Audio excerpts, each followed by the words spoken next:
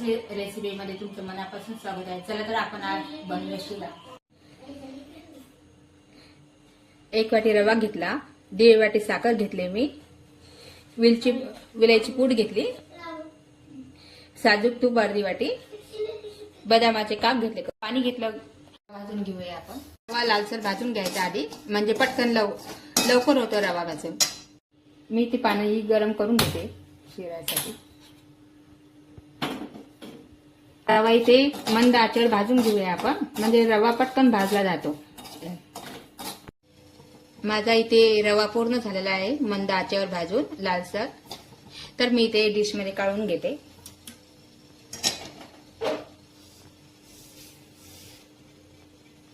तर मी इथे तूप घालून घेते. तर माझं याच्यात तूप गरम झालेलं आहे. मी रवा भाजून घेते अजून एक वेळा.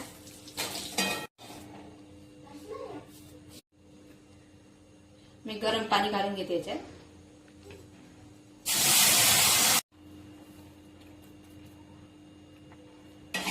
याच्यात बदामाचे काप घालून घेते.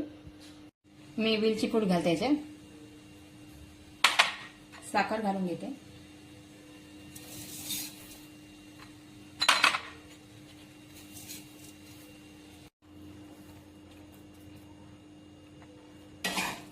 मी शिराला 10 मिनिटं वाफवून घेते. शिरा वाफवून तयार आहे. अशा प्रकारे माझा शिरा तयार आहे. अशा प्रकारे आपल्या साजूक तुपातला बदामाचा शिरा तयार आहे. तर तुम्ही पण ट्राय करा एक वेळ.